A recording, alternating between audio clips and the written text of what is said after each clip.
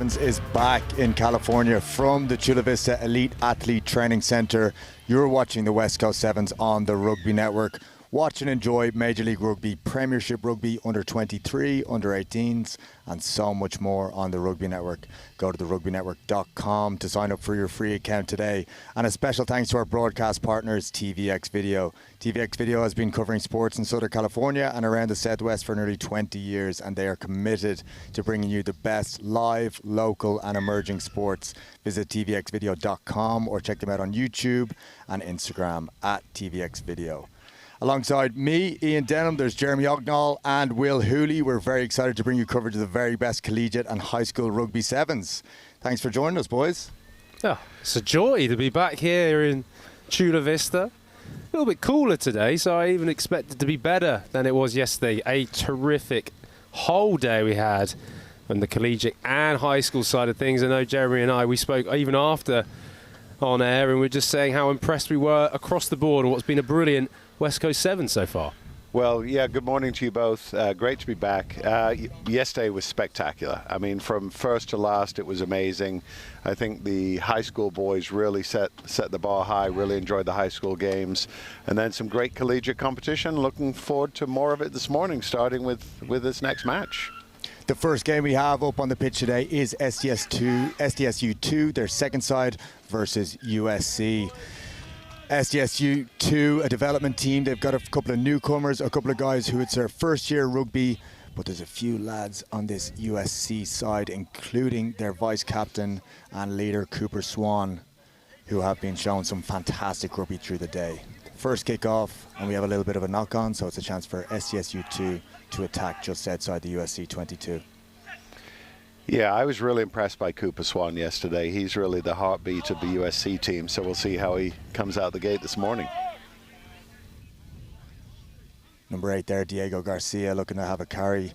Gets it to the edge to Sean Taylor, who he's pushed backwards into his own half, and the referee awards a penalty to USC.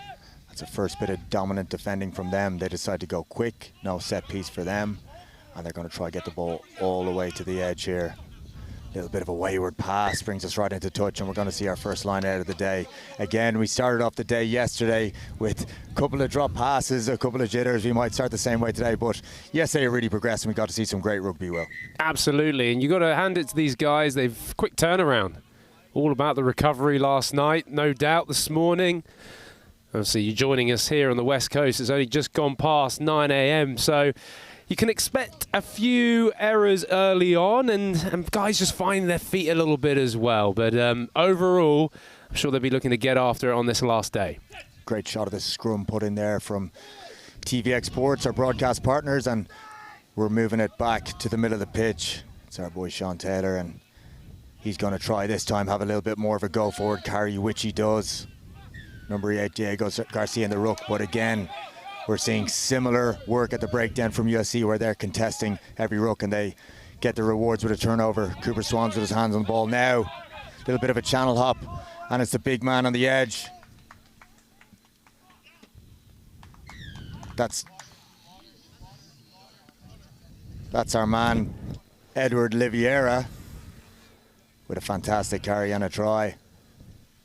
The big man actually was just in front of us, and I saw as the ball went into touch just before then we had a restart and play, I thought, oh, get his hands on the ball. Quite the size, had some open space, and USC find themselves at the first try of the morning. If I was USC, get the ball into that man, number 8's hands, because that was all too easy. He's got a bit of power about him as well. He just looks the part. Yeah, he does. The conversion doesn't go over the middle of the sticks, but our man Liviera, he had a little bit of a wayward pass to start, but maybe ball carrying is what we want him to do. He's moved one more spot to the outside, and if we can just watch here in the replay, they get it through 3 or 4 sets of hands, and then the big man on the edge is going to be hard to stop. Gets around one tackle and get USC's first try of the day. Yeah, with a player like that, you look at him and you go, where do you tackle him? You don't want to take him up high because he's obviously really strong, and you don't want to take him too low because look at those quads. So that's going to be a challenge for the Aztecs to figure out. Sean Taylor again in contact. He's put into touch, and USC will have the opportunity for a line out. You mentioned how Swan was very much the talisman for USC yesterday. Everything good came around that young man. Get his hands on the ball, get him being the playmaker. One thing with USC, which I did enjoy about that try there, is their ability to just try and straighten it up and pass it as they now try and move to the edge. Rather than just lateral movement, try and hold people in midfield. They try it there with a loop, it doesn't come off. A little bit of misdirection tried in the midfield there with the loop, but it doesn't go to hand. And just as we talked about, Cooper Swan being a leader for USC, Finn O'Shaughnessy for this SDSU 2 side is going to try get them with a little bit of possession, see if they can get through one or two more phases. They haven't had too much possession to start this game with 2 minutes and 40 left in the half.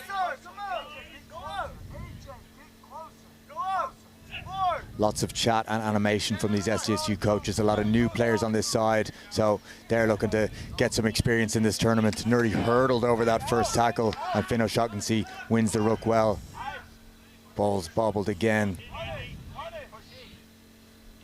But they're going to try get it all the way to the edge with a little bit of an interception and pop back on the USC side. Carry there from Aldo Mahe. But a penalty's going to come the way of SDSU 2. We haven't seen too much in the way of possession early in this game. It's been a little bit scrappy, lads, on both sides. But again, something we saw yesterday. Does it take time for lads this age, college kids, to maybe ease into the game? Well, I would say so. As Will said, you know, it's a quick turnaround from yesterday. Some of these guys were playing till, you know, 4:30 yesterday afternoon. So 9 a.m. I'm sure they're brushing off the cobwebs a little bit. But, you know, I think by the second game of the day, I think everyone should be switched on, and we'll probably see a bit better execution. Pike down there, and SDSU win their own scrum. They're getting it to Sean Taylor on the edge there. You can hear from some of the coaches, go Sean. He's obviously a player who's yielded some big carries in the past, and he wins himself a penalty with that one. Finn O'Shaughnessy decides to tap quick. Number 3, Omar Krachati with a very strong carry.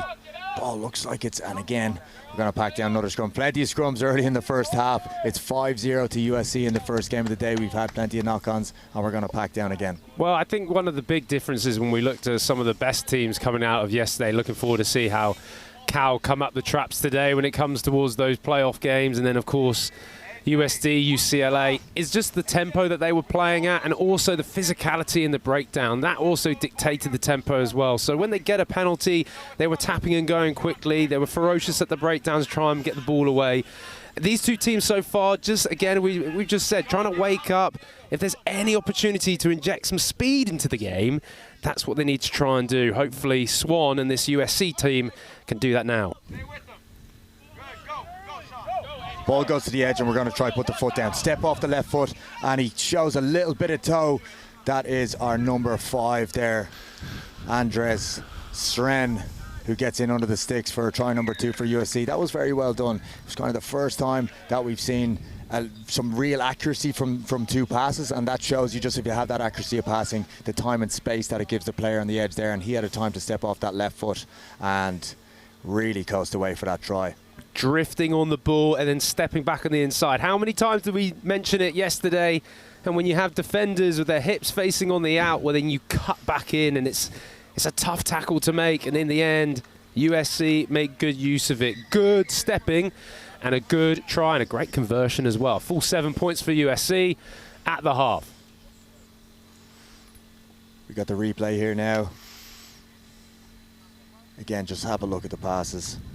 Going to hand each time, right in front of him on the run, and a step off the left. And USC today rocking the vintage stripes with the collar. Must be a nice feeling getting a score in the old school jersey. Will, you probably know about that yourself. Oh, I have to admit, I do love an old school jersey. I'm not going to lie. Although in sevens, the last thing you need is a baggy jersey. So what I would say is maybe a few arm grabs and a few shirt tackles might be unfortunately the case. Jeremy, back in your day, surely there was a few, let's just say, loose jerseys around? Loose jerseys and leather balls, and that was never fun to catch. It was never fun to kick, but still an amazing sport, so still loved every minute of it. And thanks for the reference to age there, Will. How heavy were the cotton jerseys when you played? Well, mine was extremely heavy, because look at me. Made from curtains. But I think it's interesting listening to Will talk about the old school jerseys from USC. We know Will and his love for jerseys. Later on this morning, we're going to see his favorites back with the UTEP boys. So looking forward to that, seeing them rocking the orange again. Absolutely. No, well, I appreciate your insight on the jerseys in the 1960s there, Jeremy. But honestly, it's really good to see a team. We've mentioned yesterday how USC, just a powerhouse, college sport powerhouse, being out here, a rugby program that's only going to develop. I'm really hoping, as I say, they can get rugby really in their program and their sport in a big college. Kick-off for the second half is a high one. That's number 4 there, Giorgio Grandi, who's the captain of this side, winning the tap back and winning the scrum. That's a fantastic effort from him, the vice captain and the captain combining to regain possession straight away off the second half. USC in a very similar position that they scored that last try, so let's see if they try something similar, get it through 2 passes, and maybe our man on the edge will have a look to step off that left foot again.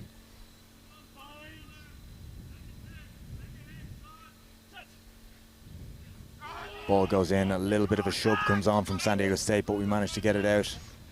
Oh, lovely bit of work there. Throws the dummy, that's Ali Ibrahim, and he goes through and sets a player free on the edge. That's number 4, Giorgio Grandi, who won the initial tap back, so he's got his reward now by getting on the end of a score. It was fun to watch that because it was very simple. Again, the scrum wasn't that clean, but once they got the ball through the hands, you know, the centre stepped through a gap, and from then it was just a nice pass out wide to finish on the edge. So just very clean, simple play by USC, very impressive. SDSU just drifting on their defence, and talked about earlier how you can just step on the inside and catch a wavering arm, but there it was the dummy. It was the dummy from the man. USC just coasting through the middle. You've always got to defend the player, not just watch the ball. And in the end, the dummy was the reason that they busted their way through and got themselves to the outside. It's a good quality play from USC, really taking control in this game. Here we have a look. Just as they get it out, bit scrappy, getting it away from Swan, but they do. And in the end, it's this dummy, a little show and go, settles the defender. It's very hard to defend in sevens when you get beyond that front line. The USC restart goes deep, and we're just inside the SDSU 222. That's Ali Ibrahim who's trying to hack that through. And if he's got that down, it's a good one. Very impressive pursuit and finish by USC. Some great football skills there. Just saw Barcelona take down Real Madrid in El Clasico, and Ibrahim looks like he could be part of the Barcelona squad there. Lovely little reference that in. Did you watch that game? No, I didn't actually, unfortunately, watch that game, but I would say there's some good little football. We saw some actually yesterday as well. The El Paso finished off the wonderful try from deep, hacking it on. It's a tough skill when a rugby ball can bounce anywhere. And in the end, it just sits up in the favour of USD. Struggle there, just a loose pass, but as you say, just a little bit of a hack. Bit messy, but then from that point, it just, in the end, just gets it goes deep with this one.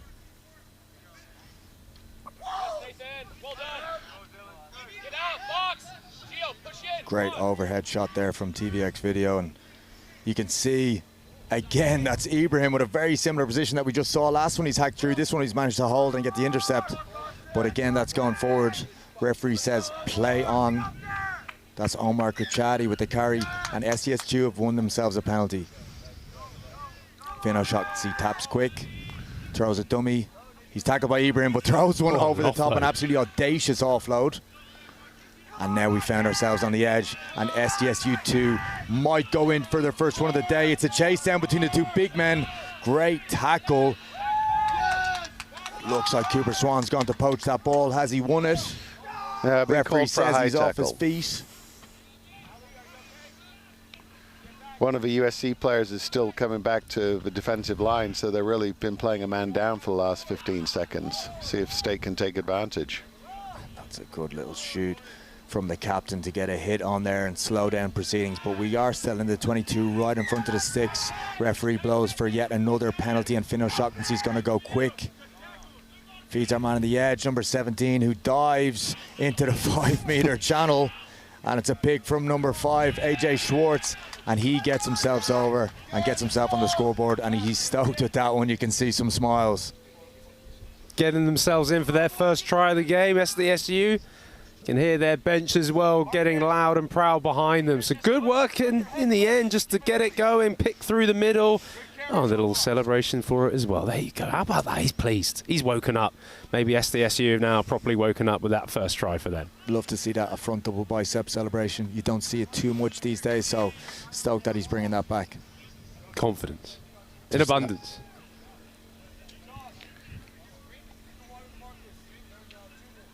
Let's have a look. Another wonderful camera shot. It's that tempo as I'm talking about. As soon as you get that penalty get away, that's when the defence is off guard.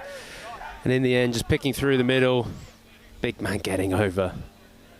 It's a shame we can't see this celebration again because, yeah, he got the biceps out. Restart was not going 10, but it was claimed early by USC, so they're up to the halfway line now. Ali Ibrahim gives another wide one. We have a new man on the pitch. That's number 4, Giorgio Grandi, who is the captain. Does well to stay on his feet in isolation. Waits for support to get there, but he doesn't need it. SDSU 2 are off their feet, and USC will yet again go through Giorgio Grandi.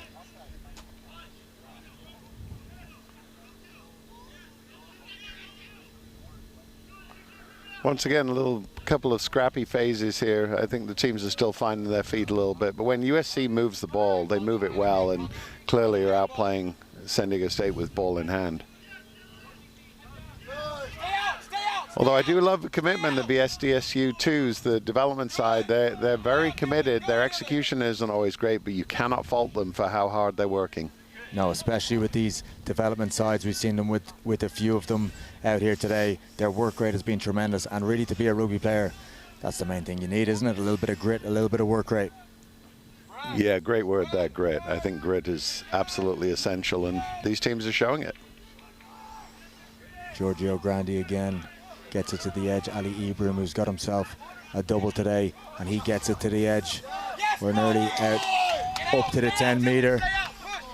Great bit of chat from either touchline, cheering on these boys as we just reach the end of the 14 minutes. We'll play it out. This probably will be the last play of the game. Great step, and we have a chase down now and a really good fend. That's our... Oh, just doesn't go to hand. SDSU are playing on, and the referee is waving it on too. Finn O'Shaughnessy's going to grab the ball, and they've one more effort to try and get a try on the board. Dylan Schwager is here. He's taken in midfield well, and that's our number 4, Noah Lefebvre, really battling at the ruck. Referee's really waving things on here. He doesn't want to blow, but it eventually he does, and USC get the penalty. They might round this one out. I think there were 1,000 phases there, guys, all in that play. Credit to USC how they were holding on to it, and then it just opened up.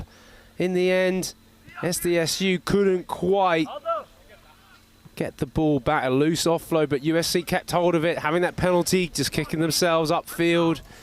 I always enjoy that tactic. Why not take the territory if you can when you have the penalty? I know I'm talking about tempo, but if they can get this line out in a really good attacking spot to try and finish this game off on a high. I do have a sense there, Will, though. I don't know that he was kicking for territory. My sense was he was trying to end the game, but he forgot the tap before he put it to touch, so there will be another play. Let's let him off the hook. Let's say it was deliberate. Okay, deliberate it was. The throw is over the top, and Finn O'Shaughnessy gathers. That's Austin Wang there, trying his hand to get it on the edge. Referee again decides not to blow on that one up. Possibly a knock. And just there, that is the full-time whistle. A very deserved victory for USC, but some great battlers there from this SDSU 2 development side. Yeah, good win for USC. Starting this morning off, day 2 of the West Coast Sevens here on the Rugby Network. And Cox, very well done. Good to see the Trojans get on the win column, as of course we've still got an action-packed morning, afternoon, wherever you're joining us from. Here, as I say, on the Rugby Network. It was a brilliant day. And day 1 yesterday, make a calendar note of Cal Berkeley. They were number 1 seed from yesterday. They will be back in action in the playoffs. Of course, UCLA and USD being the top 3 teams. We will see them a bit later. USD do have one more game to go in their pool stage. But coming up next, talking of USD, it's their USD 2s against, well, one man in the booth, of course, Jeremy Ognall, part of that Claremont campaign, that organisation. So we have got USD 2s versus Claremont coming up next.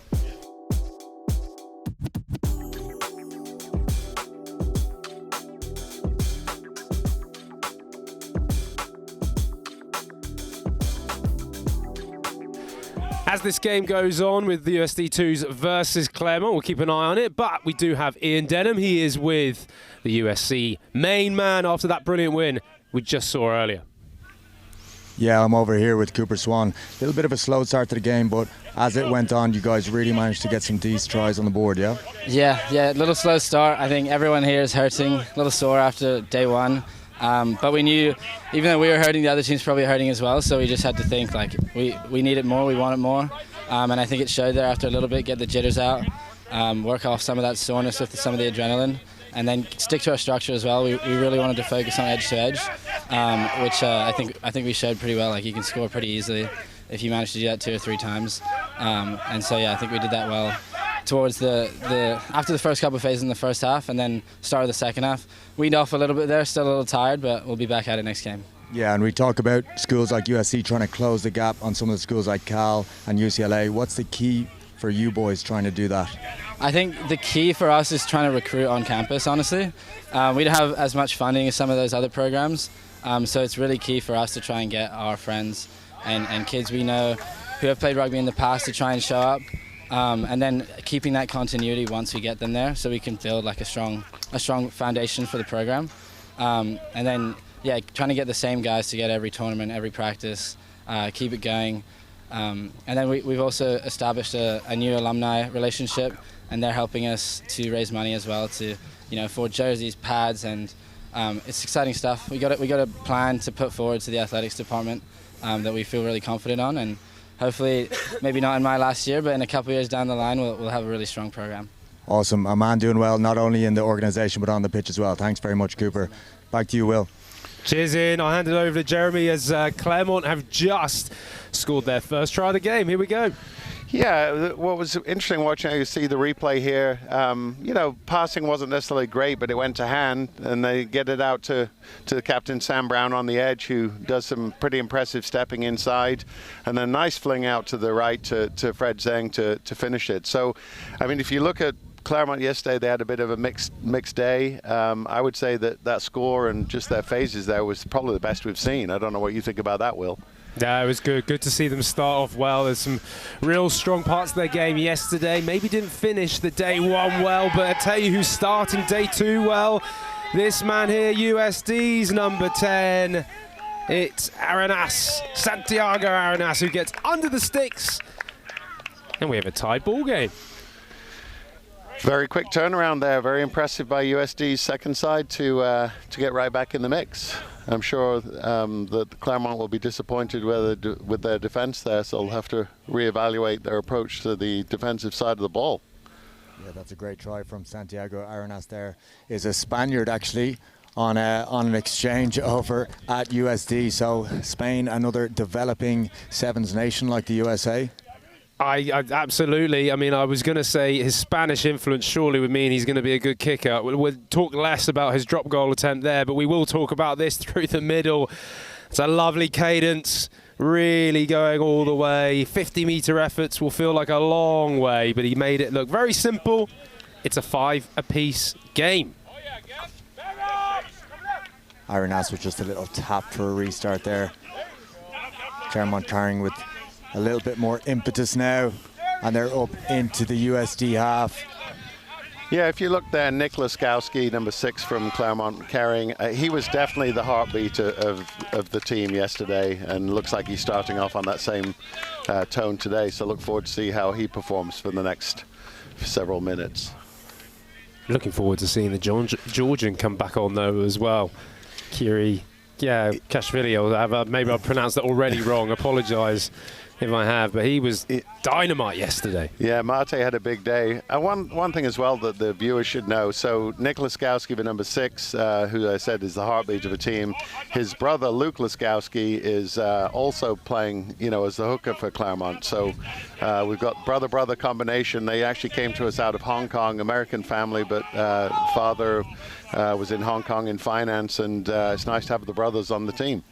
That is awesome to see a set of brothers playing footy together. It's our number 6 now. You can hear the cries for Dino, but it is Martinez on the edge. He's got himself a couple of tries on day 1, and that's his first of the day on day 2. Again, Will, we did talk about these guys in the USD 2 side trying to possibly put their hands up to play on the ones later in the tournament, as they have UCLA in the semi later on.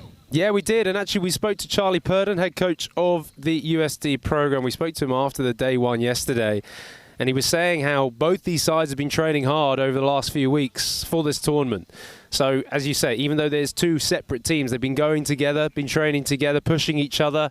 Really good program at USD. So, real quality display there for that try. Real pace from Martinez as well. He sort of glided himself down with his long hair just floating behind him. Look at this as they do move the ball wide. One thing we said about USD in both their teams yesterday, they play with genuine sevens tactics, the ability to hold their feet, pull the ball back and get it to the width nicely to feed it to these quick men, the likes of a Martinez who gets under the sticks. Yeah, it's definitely testament to the coaching and training going on with this USD program. Claremont now with the ball in their own half, and just as I was about to say it, Will, there's no one home, and he has decided to chip it through. Will he get the result and the reward for it? Yes, he might. That is fantastic work from the Claremont number 10, doing it all himself from his own 22. A little bit of a push there in the try zone, but he says, sorry mate, that's my fault. A little bit of a rush of blood to the head.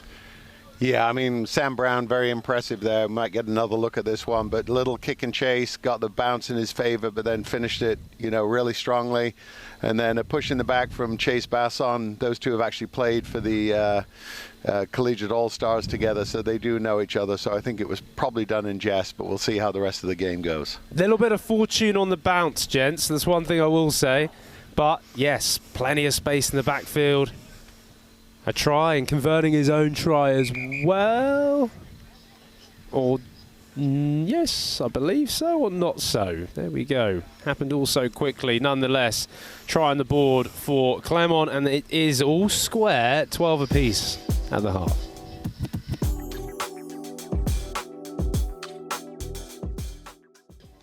Welcome back to the West Coast Sevens here in Chula Vista, San Diego, the Olympic Training Center, where we have this collegiate West Coast Sevens tournament. Of course, many of you who hopefully are watching will be very familiar. There was a tournament called the Battle of the Bay. Ended up finishing in about 2017. It's back. The West Coast Sevens, brilliant work from all the organisation pulling this together.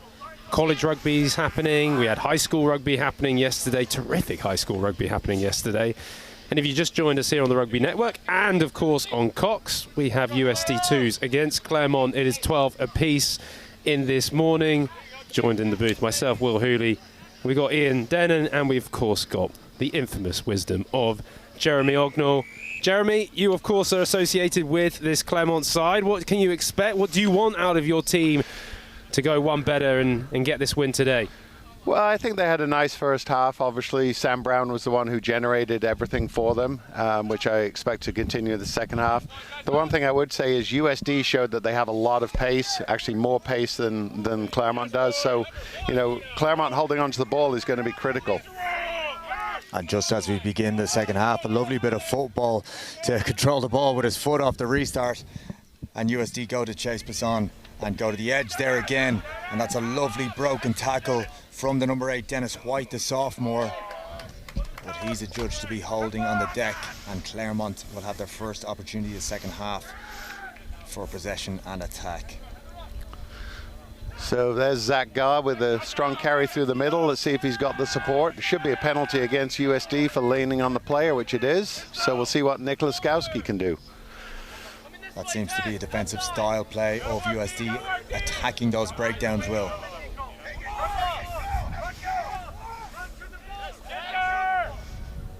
USD leave the ruck alone this time, but then the late counter comes in just as I say it.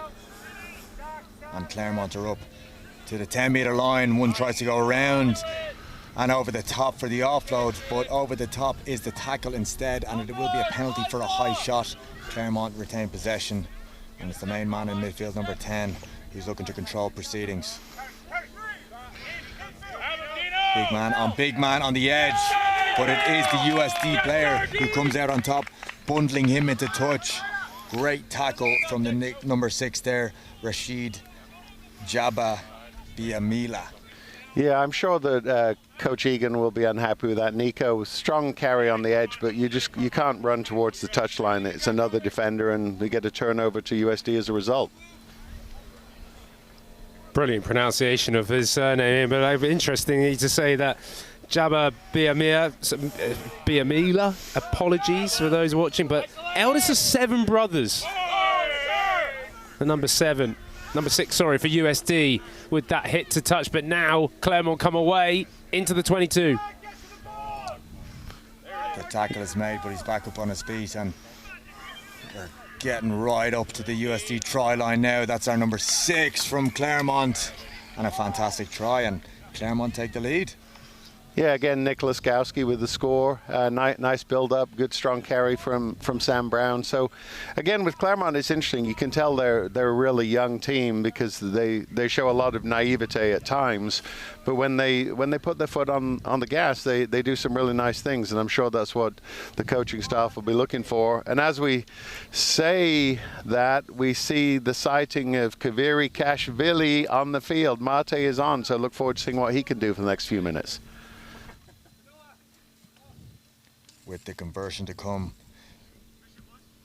you can really see the swing of energy in these sevens games. You can have a team up by 14, you can have a team up by 10, but just one strong carry, one run. As we look at the replay here, back up on his feet, releases the ball, which allows him to get back up and carry it, and just around the other side of the ruck and a step off the left. Fantastic try from Claremont. Do like the energy of number 10, Brown, for Claremont. Really is a facilitator of everything that's good around what Claremont have brought to the table today so far. So I believe the number 10's taken a rest so far. Kirikashvili, as you say, you see him there, number 7 for Claremont. Looking forward to seeing what he can do. Things happening around him as USD under some pressure. Yeah, it looks like Mate's come on for Sam Brown, give Sam a bit of a breather. So let's see how their defensive shape holds as USD tries to get out of their 22.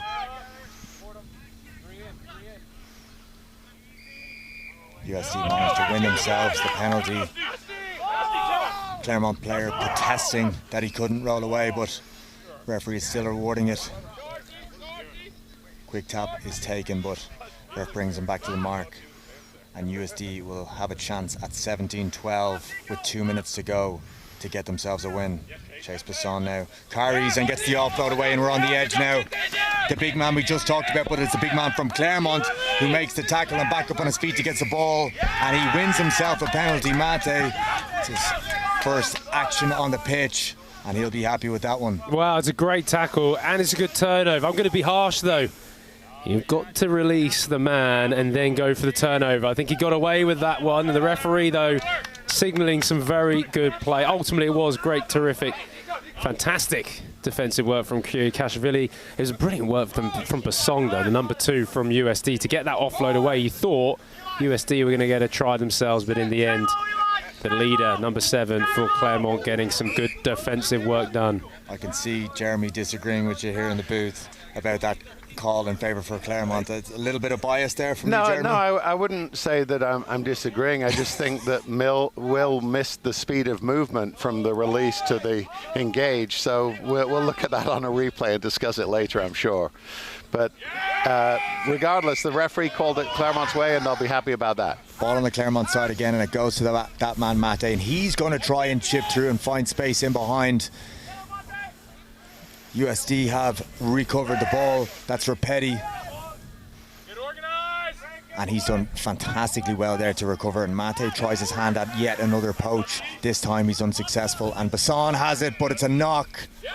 but USD have the penalty. We've 50 seconds to go here. It's 17 points to 12. USD with, again, another opportunity to try get themselves a win out of this game. Players not only playing for a little bit of energy with that program at the second side, but possibly to put their hands up to make that first team for the big dance.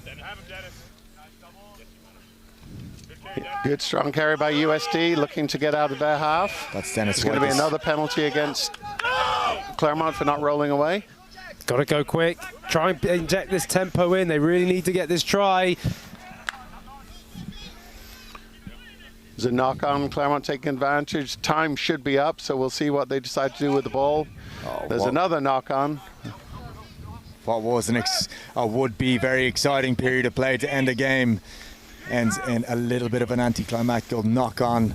We'll see if USD have the opportunity to maybe put up a shove on at the scrum here on the 3-on-3 and get a turnover to get one more possession. One thing about scrums and sevens, they are a genuine contest. So let's have a look. This is the last chance for this USD twos to get the ball back. That's a free kick as well for possibly an early shove. And they're slowing things right down. Goes to Mate. Could probably kick it out, but he says, I'm going to have a carry instead. Pops it back.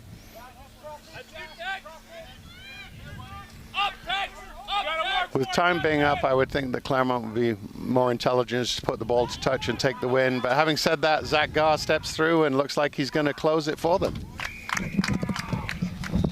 There you have it. There you have it. Just a try. As Jeremy was saying, maybe they just kicked the ball out, but in the end, it's to try to finish it off for Claremont. A deserved win. USD really fighting and battling all the way in the end, but you got to hand it to the Claremont side. That try underneath the sticks. Kirikashvili gives it an attempt, and that's an extra 2 points as well. So there you have it. Finishes off USD 2's 12, Claremont 24 in this second game of the morning here on the West Coast. A lovely bit of an offloading just to keep the ball alive. That's what it's about in sevens. Bring the tempo, bring the energy, and keep the ball moving. They do exactly that and finish off Claremont with a try underneath the sticks. Good start for them on day 2. And if you are just joining us or turning things on the Rugby Network or on Cox, it is the West Coast Sevens here from Chula, Vista, the Olympic Training Centre, where, of course, the USA Sevens program is based, both men's and women's, as these two teams congratulating each other. And I believe we can go over to Ian Dedham. He's moving so quickly today, Ian. He is with Kirikashvili, that number 7 for Claremont we kept talking about. Let's hear what he has to say after that great win. Yeah, of course. Mate, you're a little bit out of breath there. You didn't start the game, but you've came on towards the end there and had an impact. You nursing an injury or just saving yourself for those later rounds? Got the picked up the ankle injury 2 weeks ago. And I redid it during the first game yesterday. And then the better option for us was to save myself now and then hopefully give a shot at a plate. So that's why. But yeah, out of breath, didn't work properly. Great effort at the end of the game there. Just for your team, Claremont, what do you think is your key to success as the day goes on? We've seen some very hot periods where you're scoring some great tries, but again, some lack of concentration as well. Would you agree? Yeah, absolutely. The big thing is most of the guys here started playing rugby 4 weeks ago, and sometimes most of the team, because of that, has a wrong mindset kind of during the game. You know, like when you're getting scored on, heads are coming down and all that stuff. But if you get it going and then keep the momentum, I think we can do great things. Yeah. Well, you're certainly putting in the effort yourself. You see sweat dripping off and you're out of breath. So thanks for doing the interview. This man is doing well so far, and hopefully see him later in the day. Back to you, Will. Cheers, man. Thanks, Ian. Great work. Quicker than a rat up a drain pipe he is at the moment, getting around this field, getting those interviews in. And Kirikashvili, also fantastic. What I love is just to hear someone who's out of breath straight off the field and get him on camera. That's what a raw interview should be like. So we're now with USD ones, the USD team that is playing in white and blue. And we talked about this, about UTEP. El Paso, all the way from Texas, and they are in that beautiful orange kit Jeremy, I'm in awe. I just trying to figure out how I can get one of these jerseys before the end of the day. Well, I think I told you yesterday I put 100 down on one for you, but we decided we're going to give it to Corbs, so we'll have to try and get our hands on a second one. And I do have to say, well, you know, early still on a Sunday, but you doing Rattle Drain Pipe, you know, to start the day is very impressive. Almost as impressive as this beautiful breakout by USD. It is indeed. It's a wonderful breakout from USD to start things off just like that. Vaughan Fouts gets it over the number 3 for USD. So just as we were talking, as Ian joins us back in the booth, USD start this day 2 very well. They certainly are one of the sides I am keen to keep an eye out today. They were impressive yesterday, and they start this game very impressively as well. Yeah, and I think if you look at USD's lineup was out there, but there's a couple of stars. Well, let's look at the replay first. Yeah, just a good movement of balls, very simply put together. But it's that straightening, cut-out pass, gets that ball into space, and then it's just gas. Yeah, Mikey Lewis, number 13. I think we talked about him yesterday. He's normally a fly half in 15s. You know, he's definitely, you know, on their starting 7. But there's a few bodies out there that probably won't be starting, you know, in the playoff rounds. You know, we don't see the scrum half from yesterday and a couple of other guys. So I'm sure these guys are now putting their hand up saying, I want to be in consideration for our top 7. Absolutely. USD going over again. It's that man Fouts who gets his second try of the morning here on day 2. And we talked about El Paso, and I think we should continue to talk about it. Also a new side to this tournament based in Texas. Plenty of guys with very little rugby experience. Their fight and determination really came through in the end in day 1. Very impressive. But I mean, Jeremy, it's difficult when you go down 2 tries this early on in a 7s game. Oh, absolutely, it's difficult, and it's made more difficult because they are outgunned by this USD, very impressive USD side. But as you said, I mean, you just have to doff your hat to the UTEP boys coming out so far from Texas, you know, knowing that they weren't going to be really competing for any sort of a championship, but still playing hard and having fun, and as you say, looking so saucy in their orange. They are indeed, as now they try and break away an attack, but they're going to have to start it all the way inside their own 22. UTEP playing in that lovely orange strip. Going to have to get one of them by the end of today as they pick their way forward through the middle. Big physicality from the big man running through. Number 3, that is, for El Paso. Finally getting their hands on the ball, deciding to keep it going through the middle, and then a wayward offload. USD now pounce upon. Number 6, that is USD, going to get in the corner. Yes. Goodichi, Brandon Goodichi, the sophomore, scoring a pretty basic try. Ian, I know you just joined us back, but that is 3 tries very early on from an impressive USD side, and El Paso, well, it could be a long game for them. Yeah, definitely. It's good to see these players right up close to the interview. The sweat dripping off them, they're out of breath, so it's a great reminder of how hard these lads are working out there on the pitch. I know from their TV screens or from your tablets it might look easy, but it is not, and it's starting to warm up here again today. I know we got up into the high 70s yesterday, and it's looking to do the same there again today. Yeah, we actually just had a sighting of their 9, Caleb Thomasine. Let's take a look at the replay first. Yeah, it was just this loose pass, wasn't it, in the end from El Paso, as they were trying to pick through the middle. And with a side like USD, who are very aware and on it, give them an inch and they'll take a mile. Kick-off, though, from the USD side as they get the ball back from the restart and tap and go. It's that energy that USD bring in the game. Carrying up the middle there for the Toreros as they move it wide. Can they get it to Goodichi, who can go in for a second, coasts round, and that is try number 4 for USD. And poor El Paso, unfortunately, another mistake from the kickoff. They can't recover, and it's another try in the end. Ian, pretty simple. And again, that is a good finish though, even just outside the 22, and he's managed to round a player. The previous try, he managed to shrug off a tackle. So perhaps that's a tactic that some of these better sides have, where they have a big man on the edge who can finish from 22 metres out. And Giudice, for sure, shows himself to be one of them for USD. No, really impressive. And when you look at USD, they're just building on everything they did well yesterday. So let's watch him again going into the corner and heading towards the posts. Pretty simple when you make rugby into 2-on-1s, and that's exactly what USD have done. Now back into this. USD get it back again from that restart, getting in the hands of Lewis, the 13, who brings it outside. Number 11 for USD gives it back to Lewis. Keeping the ball alive constantly, the Toreros. Really good ball movement by USD, and now they have a 4-on-0.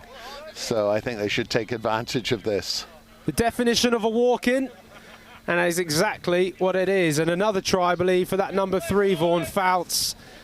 The ability to keep the ball alive. Unfortunately, the El Paso defence just honeypotting it. There was just too much space, too much quality. USD in for another. This is their last group game. And Ian, we've been talking about how there's Cal Berkeley, there's UCLA, who definitely are in contention to potentially win this tournament. But USD showing they're also very much up there too. Yeah, we just had a little look at Nick Thomasine bringing on some water there, resting some minutes. But USD have shown that they can actually score in multiple ways. They have a few lads who are fast, they can smoke you on the edge, they're aggressive, they can break tackles. And for that last one there, which we're getting a replay of, they managed to get a couple of offloads away, some continuity, and keep the ball alive. One pop back on the inside from Giudice, an offload, and all of those UTEP players are on the right hand side of the pitch, and they can just move it over. And just like you said, a little bit of a walk in for USD. Fantastic try. It's interesting watching that as well, because it wasn't long ago that our friend here, Will Hooley, was plying his trade on the pitch, and I remember watching him and understanding that the 4-on nobody was probably his favorite play in the book. So I'm glad they're replicating what he could do. And to be honest, Ian, I still passed it because I didn't know my way to the try line. But there you go. Great first half for USD. Pretty simple pickings. El Paso, they are a new team to this organisation, this West Coast Sevens. Real fight about them, but they are struggling against the Toreros. The Toreros, USD ones are leading this 27 points to 0 at the half. We'll be back for the second half in just a moment.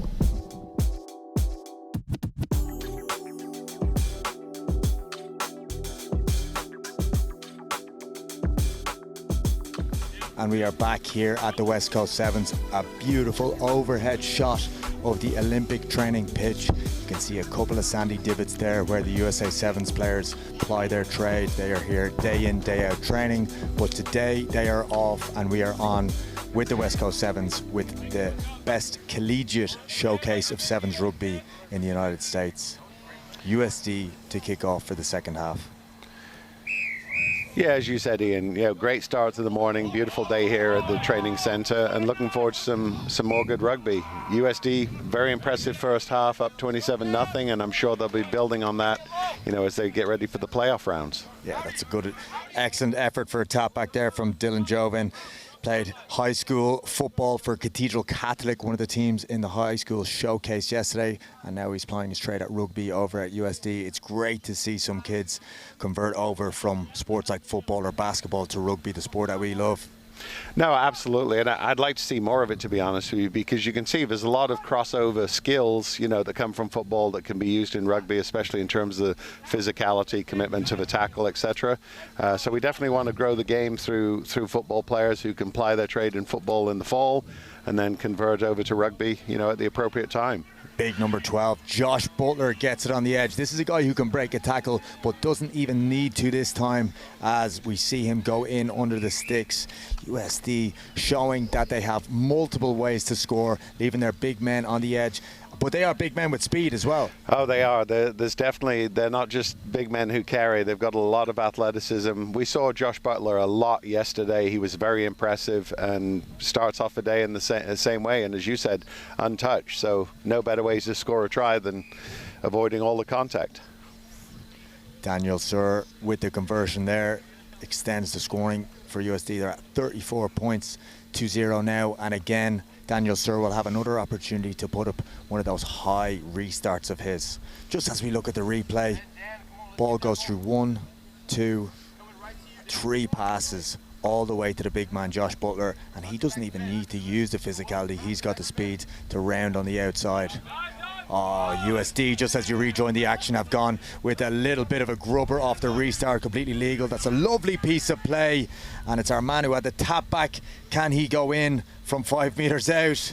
Decides to give it to his mate, and that is the number 12 there, Josh Butler, who just got a try, and he's got another one on the other side of the pitch. Yeah, I was going edge to edge. He's moving, and again, very gracious, you know, from handoff to him for him to dot down another 5-pointer.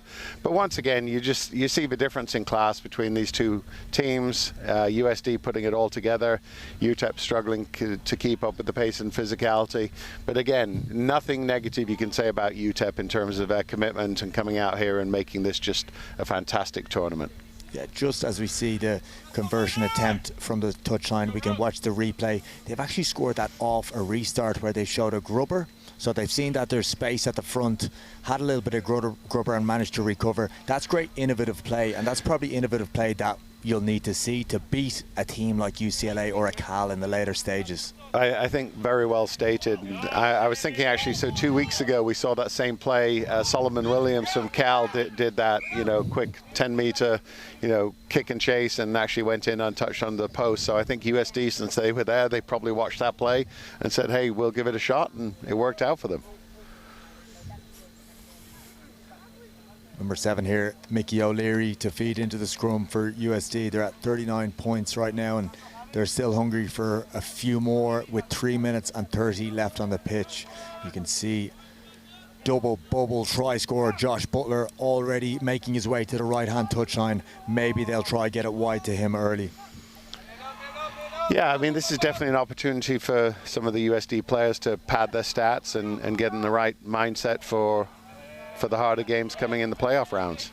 And you can see there from the last kickoff where they've gone short, it just shows a little bit of innovation, but this one is a pre-planned move. Mickey O'Leary from the base of the scrum, running a loop, getting his hands on the ball for the second time and feeding it to our number 11 Daniel Suhr, who's had both himself a try and a few conversions today. That's a great score.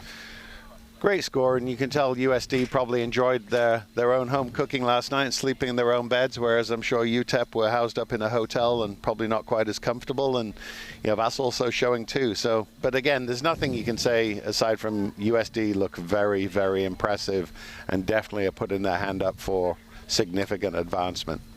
We can have a look at the replay there. Ball gets fed into the scrum, and Mickey O'Leary's going to follow the ball around. And it is actually him who gets it again and feeds to Daniel Suhr.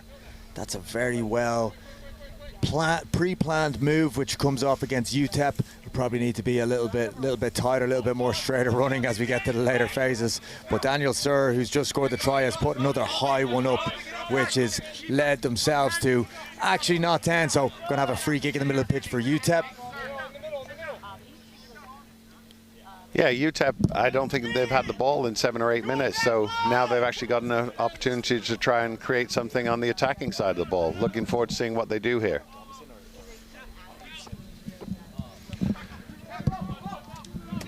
Looking for a strong carry through the middle. Probably not the best idea against this USD defense, which is pretty ferocious in the middle. UTEP still on 0 here with an opportunity to attack. It's been the first time because of the fantastic restarts and innovation from USD that they've been up in their half, but they've won themselves a penalty now. They'll really be looking to try get a try on the board here against this stout defense of USD. Yeah, and we talked about it yesterday, and the one thing with USD that I think has been a bit of their downfall, it hasn't hurt them so much yet in this tournament, is their discipline. You know, again, we saw lack of discipline, the breakdown, and that will hurt them against better competition. So, that, you know, Charlie Purdon will want them to clean that up before they face some better teams in the next couple of hours. Little bit of a slow ruck there, gives the defender plenty time to line up that one-off runner, and he's dumped in midfield as UTEP regather the ball, and they're just outside their 22, but referee has called a knock on, and yet again USD will have another chance of possession and to add to their 44-point haul that they have today already. Yeah, I mean, with 30 seconds left, you know, you can see them playing some sort of a strike move here, you know, possibly having the opportunity for 7-point play and getting into the 50s, which would be a really good showing even against a, you know, inferior team. So let's see what they can create. We're packing down in the middle of the pitch here, and USD have put all their players over to the left-hand side. We're wondering, are we going to see a sweep move or Mickey O'Leary go around to the right, which he does. Lovely. Again, little bit of game management and perhaps a pre-planned move. They brought all their players over to the left-hand side, leaving that space for Mickey O'Leary to have a pick from the base and go around to the right. Again, good planning, it seems, from this USD side. Yeah, I mean, you could see from their setup they were overloading on the left, and O'Leary's an intelligent player. He could see that the scrum half wasn't in a position to defend him if he went down the weak side untouched, and, you know, wraps up a very impressive start of a day for USD. Daniel Sears had a few efforts at a touchline conversion, and finally it goes over. I tell you what, 1 from 4 is not too bad. Yeah, and 51 points on the board for USD, very impressive.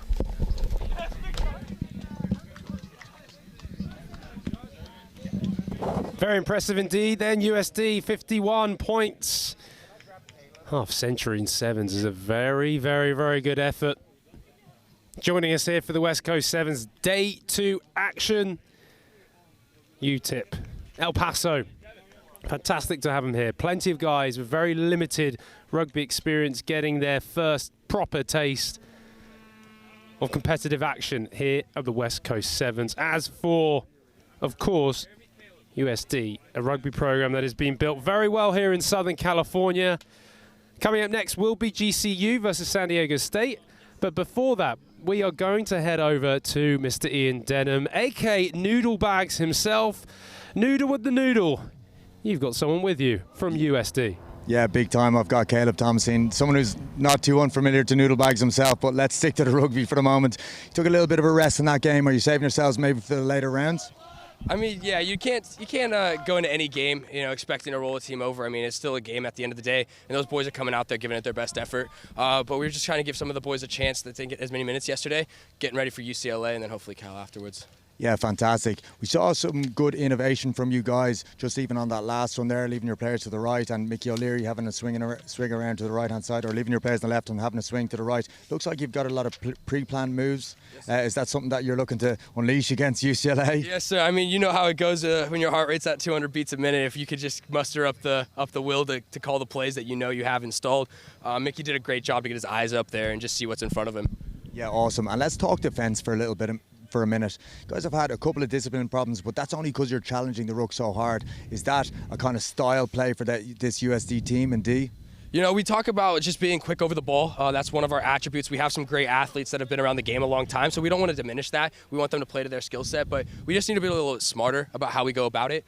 Just maybe contesting the ruck for a quick second. If it's not on, it's not on. But we don't want to just mitigate the ruck all in all. We want to give them put some pressure on.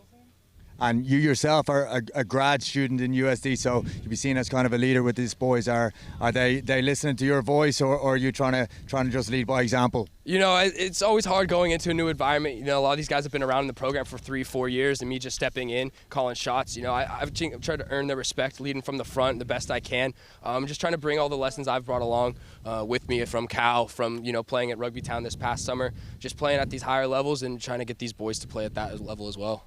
Thanks for joining us. Back to you, Will. Good stuff, Caleb. Thank you. Caleb Thomason, you've got to live up to the name, haven't you, when your surname is Thomason? Obviously, his brother being a USA Sevens great. You're just joining us. We have got GCU in action against SDSU Here in day 2 of the West Coast Sevens, GCU in that lovely hooped purple and white kit up against San Diego State University. San Diego State bring it away here. This is the #1 team, the first team for SDSU. Coached, of course, under the stewardship of San Diego Legion legend and USA Rugby player, former USA Rugby player, Ryan Mattias. As now SDSU have to break away from just outside their own 22, moving it nicely to the width. Nice work there. Yeah, Olis Hissa, I should say, #1 for SDSU. well, I'm really interested in the morning to see which GCU team shows up. We saw a little bit of two sides to their personality yesterday. They looked very good early in the day, and then they looked very ordinary in their last game. And they will definitely want to show better this morning because they need to build some momentum for the playoff rounds, which they're destined for. But if they play like they did at the end of the day yesterday, then I think it's going to be very one-sided in their next matchup, which I believe is with Cal. Well, they're pulling the ball back here and winning it off that SDSU turnover. Good step in the outside from number 12. That's Jackson Gray. Keeping the ball alive in 7, so key. They move it out to the outside. That's Luke Neely. He was brilliant yesterday, their playmaker. And in the end, he gets himself over the line for the first try in this match. Ian, you're back in the booth. Great for you to chat to some of these players after the game. And you mentioned earlier about how when they come off the field, they usually are pretty tired. Tomlinson wasn't that tired this time, but this Sevens game is pretty exhausting, isn't it? No, he's had himself a rest, and that's really something that's beneficial for these sides who have strength and depth. If you look at this GCU side that we're looking at now, Neely and lads like Lockie Jackson, Jackson Gray are playing a lot of minutes, so that's really going to take its toll in the later rounds. And both being a physical thing, that's a mental thing as well. Just as we look at that replay, that's Jackson Gray there, gets an offload and a pop, and we have a double fend. They're strong boys, this GCU side. They've shown a lot of physicality. They even had Nigel Johnson throwing a skip pass in centre, who used to be a second rower in high school. So, you know, these guys are a physical side, and when you draw a line under physicality, sometimes you really have to get the emotions up there for that. And as you said, they've been hot and cold at times. Yeah, they've definitely been hot and cold. Good start for them today. And you just mentioned Neely. You know, if you look at their team, Neely and Gray are their playmakers. Actually sounds like a law firm, doesn't it, Neely and Gray? But Neely and Gray are the ones that determine how well they go. And so far they've gone well. But now we see the Aztecs, you know, countering, and a good strong attack from the Aztecs. Yeah, Baden Davis, 12 for the Aztecs, making a break through the middle as they recycle the ball. They're now inside the GCU half. Pulling it wide, and really nice handling to the edge. And it's a brilliant bit of handling that results in a try. Number 5, Drake Oberprilla, scored a couple of tries yesterday. The big man gets himself over, and that is SDSU's first try in the game. So yeah, we were building up GCU, but we've also got to remember this SDSU side as well. This is their first team. And Ian, that was a lovely finish. Yeah, that's really getting back to the style play and the game model that SDSU were previously really good at. They got to a national championship semi-final at one stage with USA Eagles like Alex Ross on the wing. They had Stephen Mulhall, former Leinster club player, moved from Ireland to get a couple of years with them. But keeping the ball alive is really a way that they managed to attack, and we saw it again here. We saw pops off the deck, we saw offloading through contact, and we saw a well-executed simple 2-on-1 on the edge. So that's what they kind of want to get back to, is get back to their game model of running rugby, keeping the ball alive, a lot of games at training, and hopefully Ryan Mattias is one who can bring that spark back to the club.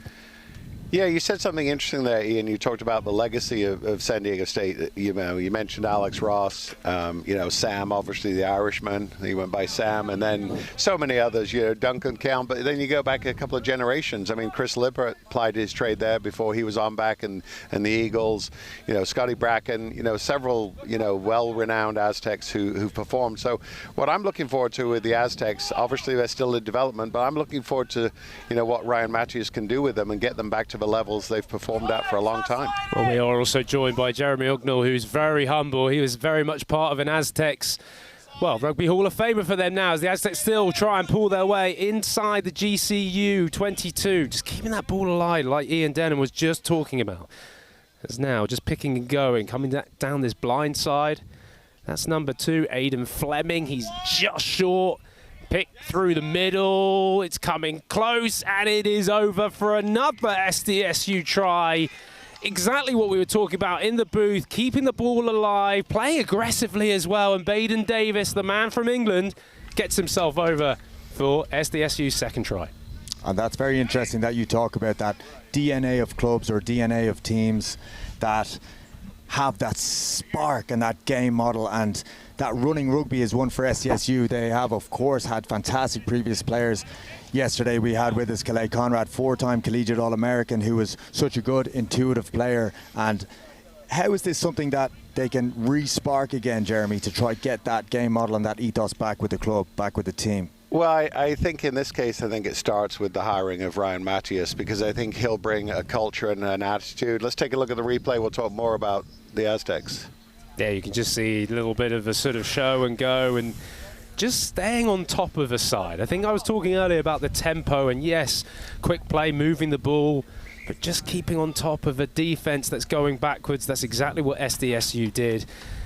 And ultimately, tempo and just sheer sort of grit and determination, very much something you talked about Ryan Matthias, I know he'll be instilling in this Aztecs team. Yeah, and I think they're going to build on Ryan, his presence and his knowledge. Obviously, they'll be scouring campus to recruit, committed athletes, and obviously they need a few more committed athletes to really develop them. But I have no doubts that the Aztecs will be getting back onto a much higher perch soon. Well, here we go. We still got a last probably play of the game in this first half. GCU trying to spark something. Probably not going to spark too much. They stand still, but they now move it to that far side. In the hands there of Luke Neely. You can hear him on the bench saying, "Have a go, Luke." Nearly that was from number 7, Kenny Passion, but just loses it. So now SDSU get the ball back. They've been moving it well, and they're showing it once again, coming to this near-hand side. Lovely ball out there. Now that's number 10, Farias. He scored a couple yesterday. Very much part of things today as well, the number 10 in black. As the Aztecs will just move this now to the far side. Good depth on the ball. Pulling it back. That's Albers. He was a key member yesterday, and he's going to try and go all the way himself. Strong fend. Loves to carry this man. Yeah, a high shot as well. High shot. Tempo, still in the game. Tap and go, so key in sevens, trying to catch that defense off guard.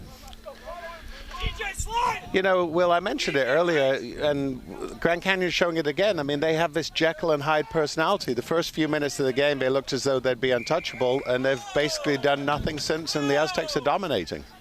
Dominating enough that they're moving inside the GCU 22. Maybe a harsh call from the referee there, not giving that a turnover to Grand Canyon. Alberts, lovely drift as he hands his man off. Does he do the 2-on-1? And give it to number 5. Oberprilla gets his second try of the game. I thought, Ian, for a moment they absolutely butchered that, but they didn't. And he gets his second try. SDSU get their third try of this first half. I know, I was slightly worried there with just how much possession SDSU had and scored 2 fantastic tries but didn't convert that. If they hadn't converted that one, they would have actually gone in at halftime 10-7, which nearly feels like you haven't been in ascendancy for the half, considering GCU have only had 1 or 2 possessions, but they do get the try that they deserve, and it's 15-7 now. Jeremy, you were spot on there about GCU just being a bit sort of Jekyll and Hyde. One moment they're hot as anything, and you've got to say they probably still haven't woken up today so far. No, it looks as though I think a few of their players actually are still in bed. And so I'm sure their coach is going to have some fine words for them and try and get the engine going. Because again, they've got bigger elephants to wash than this game. They've probably got Cal, I believe, in the playoff rounds. And the way they're looking so far, I think Cal will be licking their chops of that one.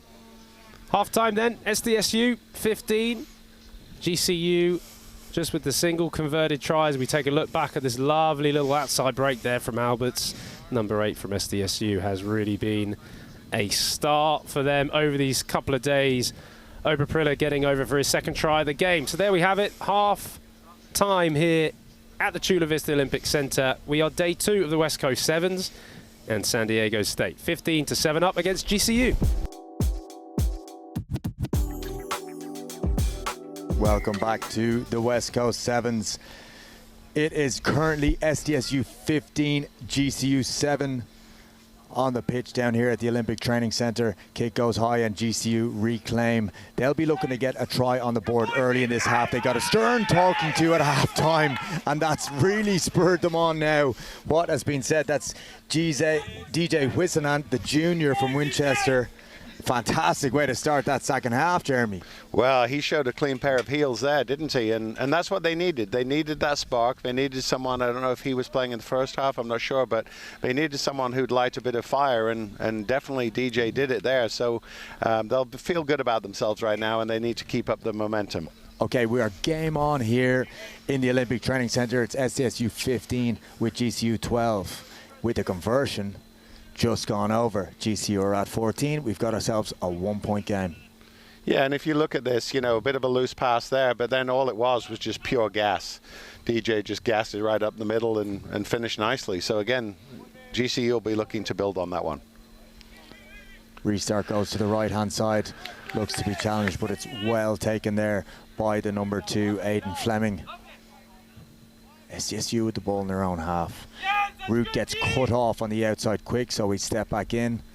SDSU a little bit of calmness here as GCU really look like they've increased the intensity now a little bit, both in their defence and their attack. They're shooting out of the line, but oh, that shot has missed, and we could have a little bit of space here for the number 6. That's Madachan. Can he go all the way? That's fantastic if he does. I'll tell you what, with the tap tackle, but he's not held, so he's back up on his feet and he's tackled again. We're 5 meters out. That would have been one of the tries of the day, and it still might be. But this GCU team, you can hear them on the touchline, even the subs, the fans, they are all screaming for these boys. They're like, stick with it. It is a 1-point game. What an incredible breakout that was. As you said, it was definitely going to be the try of the tournament. Unfortunately, he got tackled at the end, but the Aztecs still retain possession with that penalty and are only a couple of meters from the line, and they're actually now going in. Yeah, that's Baden Davies with a very calmly taken try. You can see the energy from this GCU team trying to attack, trying to shoot, but it actually led to a break on the inside. He showed a clean pair of heels until he was tap tackled in the 22, but again, when the penalty came, a good bit of calmness from Baden Davies there, just to say, hang on lads, it's fine, we're still ahead in this game. Yeah, and picking up on something you just said about GCU shooting up on defence, Will's talked about it a few times during this tournament, where defences shoot up, turn their hips too soon, and leave gaps, leave soft shoulders. And again, that's what the Aztecs exploited. And GCU were back in the game, and they'll be frustrated. Yeah, let's just have a look at the replay. That tap tackle, that is fantastic. We're going to have a few highlights from the tournament, and that's certainly going to be one of them. But you can just see here, when they do get pinged eventually, a little bit of calmness. It is actually our other big man who got the try in the end. Apologies.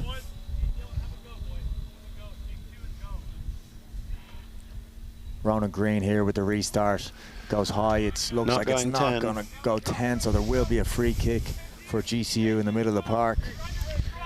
6-point game now. Yeah, still very tight. I mean, 3.5 minutes left, so GCU's definitely not out of it. But they just need to show a little more commitment, and hopefully Neely and Gray will start doing that ball in hand.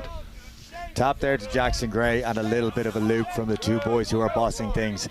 And there, one goes out the back, and they transfer it across, and we're in the 5-meter channel. Good couple of steps from our number 11 there. That's Lewis Case. He got a few tries yesterday. Jackson Gray manages to wriggle away. And he's caught, looking to get the offload, but he managed to hold on to a great ruck there. Great offensive ruck. Calls to slow it down, but these boys do not listen. They're trying to speed it up. That's Lucky Jackson there with the carry. And the turnover was won possibly off the poach, but the ref says it was an offside. That's number 13, Dylan Mercer there, who says, I'll have a go. I get over the line. Is he held up? No. Well, I'll tell you, he only knows one way to the try line, and it was Route 1, and it was very effective. And I was laughing a little bit, Ian, when you were speaking, because you could hear the GCU bench saying, slow it down. It's always easy for the guys on the sideline to say slow it down when the guys on the pitch are trying to speed it up. What have I just missed, guys? I've just come back in GCU and now completely a different side to what they were in the first tee. Well, I did see you over there in the beer tent. I nearly shouted slow it down myself when you were having your 4th IPA and it's still only 10:18 in the morning, but that's Will Hooley for you, consummate professional. I did think to myself, there must be some fuzzy eyes. This GCU team has just turned the corner. And talk about running it off the back fence, an expression used maybe in a form of rugby, not usually in sevens. Dylan Mercer says, I'm going one way and it's over the top of you. Try time and 21 points. Those conversions as well being real key at this stage. Yeah, route 1 up the guts there from GCU. And the restart comes this time. It does go 10. It's not taken. And it's Jackson Gray who managed to regather. It's 21 points to 20, and it looks like they might extend that again if this offload goes to hand, which it does. Big one over the top, a shoot from SDSU, but that's pumped backwards. And number 10, you can hear the calls for sling it. One more to the edge, and a step off the left. This team are growing in confidence, and that's Lewis Case, who got himself a couple of tries yesterday, manages to get himself on a score sheet now. Great work from GCU. Everything just seems to be sticking for GCU. These offloads are now going to hand. The movement of the ball, you could say SDSU potentially looking a little bit tired in this second half.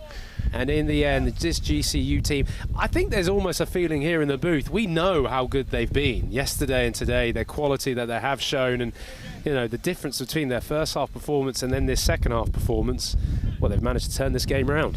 Yes, of course. They've played fantastically well at times, but Will, you feel that as they go into the knockout stages, they'll need a full 14 minutes if they're going to beat a team like a Cal or UCLA, or indeed even a USD. 100%. We see on screen there the replay of this try. Those offloads, those balls are going to hand, but as you just said, Ian, it's got to be a full, complete performance from this GCU team. They still have a game on hand here, as SDSU can still pull it back, but GCU definitely have the ascendancy. Luke Neely goes a little bit deeper with that restart, and the wind is actually starting to pick up slightly at the Olympic Training Centre, pushing down towards that end. So I wonder, will we see a few teams do that just as the final whistle goes? And a really good comeback performance there from GCU. SDSU getting themselves a few good tries, but GCU on top there at the end, with thanks to Lewis Case, Luke Neely, Jackson Gray. These lads are really leading by example, and it is GCU 26, SDSU 20.